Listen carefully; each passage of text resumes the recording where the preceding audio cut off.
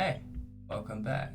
Today react to Casual Geographic, how the world created the world's most scientifically confusing monkey. Also don't do that. You're going to hell. Like and subscribe. You don't want to meet me. Yeah. You don't want to meet me.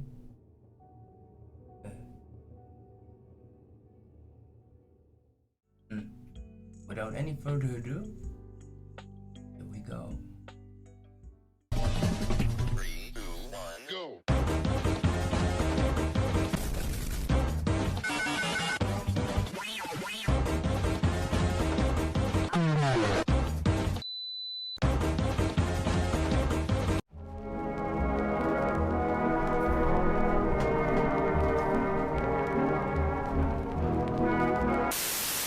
And why is that bag on your head? Why? Oh, no reason. Except you gave me the ugly.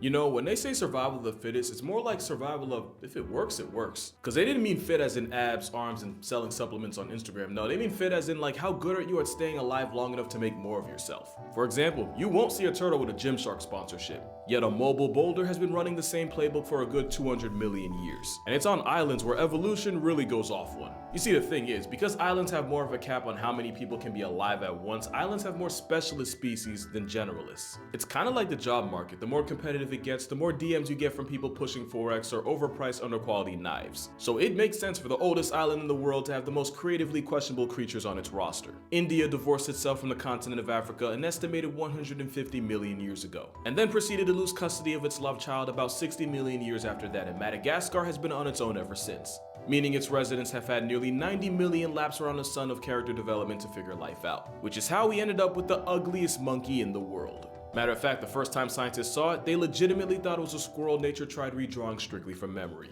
It wasn't until about 100 years later that scientists realized that the ii is actually a primate, meaning this dehydrated gremlin is closer to you than to any squirrel. Although it's not a monkey like I said, it's actually a lemur. Although I don't blame them for taking one look at it and being confused. The ii is built like an identity crisis. It has the body of a monkey, the ears of a bat, the bushy tail of a fox, the dental plan of a rodent, and hands that would have gotten it burnt at a stake in Salem. Even its name is more complicated than it needs to be. Most people say that the ii's government came from the Malagasy phrase, "I don't know." As in, they were so disgusted by a fetal golem that they didn't even want to utter its name. Imagine being so aesthetically upsetting that the people naming you decide you're not even worth an identity. Like the name on your wiki is pretty much, I don't know. The ugly stepchild of Madagascar only really makes sense once you see what it does for a living. Form is function, and the ii looks like animal casserole because they're specialists on steroids. Their favorite foods are the grubs that Lion King did a really good job of making actually look good. They use those huge bat ears to listen as they drum on pieces of wood. And once they hear a hollow spot, they use that beaver type overbite to drill through the wood, all while using that tail for balance, as they do this in complete darkness, which they have to since the ii is the world's largest nocturnal primate, which is a title that really means next to nothing since they're still small enough to have to only be active when the sun goes down, and so do their chances of being put out of commission by birds of prey or the biggest op to lemur life. But being the largest means they're not the only nocturnal primates out there, and arguably, not even the ugliest, cause the tarsier legitimately looks like it's having an internal mental health crisis. But like with the I don't know, form meets function. And this perked out primate having the biggest eyes relative to the body size of any animal means they can take in as much light as possible. This means this pocket-sized primate can hunt in total darkness while also avoiding being snatched up and turned into calories themselves, even though they look fundamentally disturbed by their own existence. Maybe that's why they pull their own plugs in captivity. ii's don't have to factory reset themselves because there's plenty of people that'll do it for free. That's because I didn't mention the weirdest thing about them. ii's have 6 fingers and one of them's 3 times longer than all the others. And it also happens to be their middle finger. So when this gremlin goes for groceries, it taps on trees like a Jehovah's Witness going door to door. And it's after using those never not growing teeth to invite themselves in that they use that demonic digit to scoop the grubs out. And if you've ever held an ii's middle finger, you've both lived my dream and probably thought it was broken, when in fact that finger has a ball and socket joint that essentially gives it 360 movement. Basically, the way you can move your wrist and your hand is the way this rehab chipmunk moves its finger. That finger is great for grabbing grubs, but also for another favorite pastime of theirs. That pastime being mucophagy, meaning ii's might not choose their nose, but they sure as hell pick them. And that finger's long enough to pass through the nostrils and reach all the way down its throat. Dang. And despite the gag this video gave me that I'm gonna have to edit out, it's not painful for the ii, just to anyone watching. We don't really know exactly. I'm sorry, man, but I'm not gonna edit that out. You're gonna have to watch this because I had to watch it. That's just how it's gonna be. Why they do this? Some scientific evidence suggests that eating it helps boost our immune system, but honestly my search history is cursed enough, I'm really not trying to go down that rabbit hole. But you see, this is the kind of stuff only millions of years of character development in an isolated area can lead to. I mean, that's exactly how we got the ugliest frog in the world. And I know beauty's subjective, but I defy you to try and defend that. This frog has a name that sounds like I'm trying to test guidelines, and it's found only one place in the world, in the South American Lake Titicaca, which it's named after. And it's because of where it lives that this frog looks like if Kermit ever snapped and went full Buffalo Bill. Lake, I'm not gonna say it again, is the world's highest elevated lake at 12,500 feet. I know some of you already disagree. I know you're looking at that frog and be like, nah, he cute as fuck. Nah, come on, bro. Come on, bro. Come on, bro, concentrate.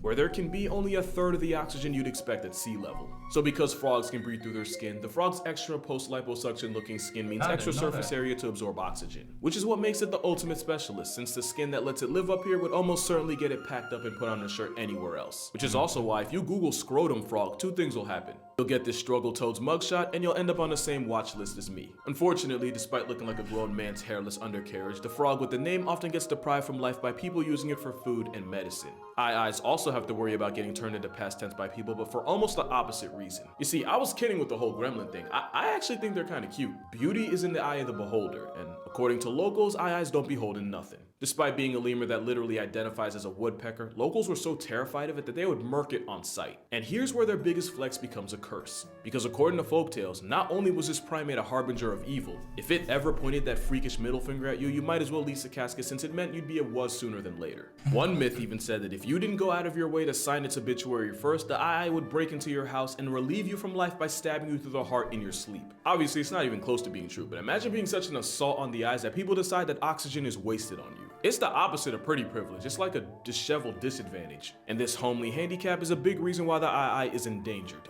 But another big reason is due to habitat loss. Because despite being in the same weight class as like a laptop, eyes are solitary and require all the space that comes with it. And while males can tolerate territory overlap, females ain't having none of that. Especially since eyes, like most lemurs, are female dominated. That includes ringtails, by the way. So King Julian, you know what, I'm gonna leave it at that. And because we're really not that much different, males will run the most outrageous of fades for females, even resorting to levels of erection deflection by pulling males off females while they're actively mating. Which is probably why male eyes will often lock into their females in the process, and they can stay stuck that way for up to an hour. This ensures that the male swimmers make it to the pool party no matter how much the competition tries to run interference.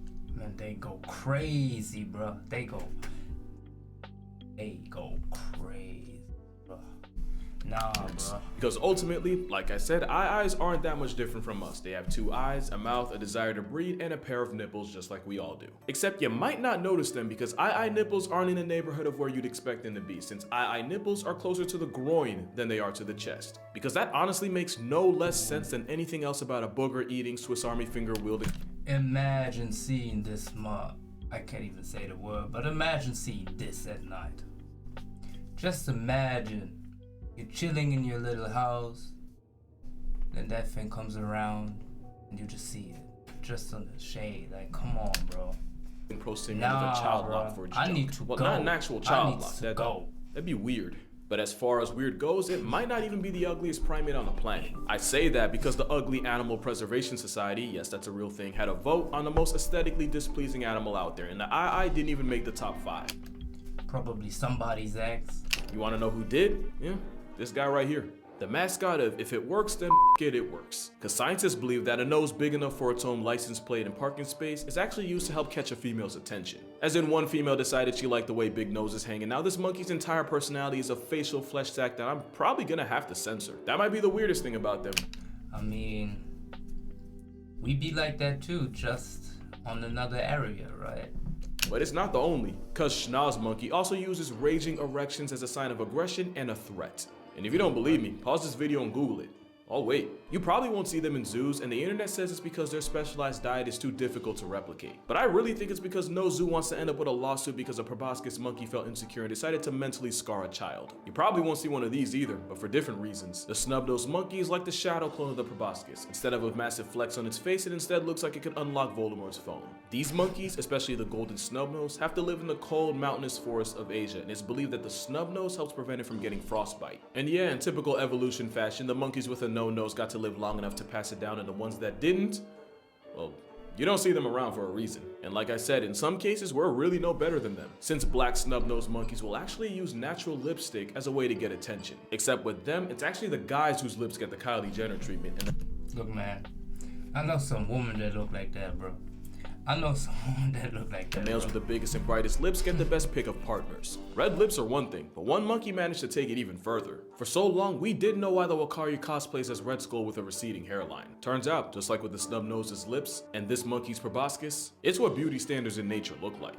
Scientists now believe that the bright red color correlates to health and reproductive fitness. We know this because when a Wakari gets sick with like a malaria parasite or something, its face will get so pale it'll almost be white. So the redder in the face this crimson chimp is, the healthier he looks and the more females he gets to poke. But the thing with specialist species is they usually only live in one place and they're usually also endangered. The Ai is no exception. In fact, at one point we thought they straight up got discontinued back in the 1930s until we accidentally rediscovered them over 20 years later. And today there's believed to be anywhere from 1,000 to 10,000 of them in stock. Which isn't great, but they're still doing better than the ugliest animal in the world. Do you remember how I said Nosebee over here was voted in the top 5? Well, you want to know who was number 1? It was actually the blobfish. The fish that looks like a deflated whale fetus auditioned as a piñata. But honestly, I don't think there's an animal we did dirtier than the blobfish. The streets probably didn't tell you, but this is what they're supposed to look like. It's just that their address happens to be in the bottom of the ocean. So to survive pressure that would turn any one of us into a chalk outline, the blobfish has few muscles, even fewer bones, and no swim bladder. They're basically just a pile of waterproof gelatin with eyes. And you remember the whole form is function thing? Well, if the blobfish looked more like a regular fish, it would instantly flatline and have its insides forced out of its mouth. The problem is, when blobfish get caught in trawling nets and get pulled up, the same body that spent millions of years evolving to live in the crotch of the ocean basically falls apart in itself on land. So yeah, we basically memed the soul fishing corpse and called it ugly. And in their defense, if the most attractive person you know got airdropped into the blobfish's neighborhood, no amount of personality would save their face from what the water pressure would do to it. I know some of us go to hell. Because I know I made jokes about that. Blobfish. Don't know how many blobfish are left in the world, but consensus says it's something like 400. So yeah, the blobfish definitely got screwed with the whole ugliest animal title. That dishonor definitely should have gone to this thing. It's a Damascus goat, and like the blobfish, evolution didn't hoe this animal. We did. Thanks to selective breeding, we created a goat that looks almost cute as a baby, but then grows up into the steed of Satan. So basically, we pugged a goat. But these goats are incredibly valued for their milk and meat, and getting a purebred one will set you back a good $5,000 or more. Not only that, but this one was named the most beautiful goat in the world in 2008. So I guess the moral here is no matter how rough you might think you look, you're always going to be of value to somebody. Even if you look like you took a steel chair to the chin. And even if you look like something God made on a deadline. But that's going to do it for this video. Make sure to check out my TikTok and Instagram for more consistent content while you're waiting for the next video. And if you'd like to support this incredibly questionable content beyond just subscribing, my Patreon's also going to be in the description. But as always, never feel like you have to give anything. That aside, make sure you drink water, hug your mother, be glad your lady poker doesn't have a child lock on it, and I'll see y'all in the next one. This man got so much knowledge. It's crazy. But you heard him. You heard him. You know what you gotta do. You know what you gotta do. Oh, look at this.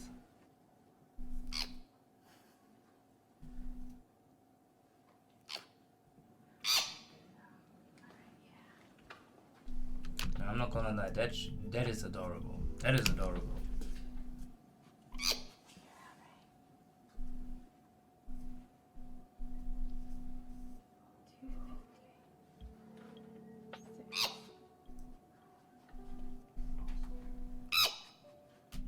With that being said, I'll see you next time.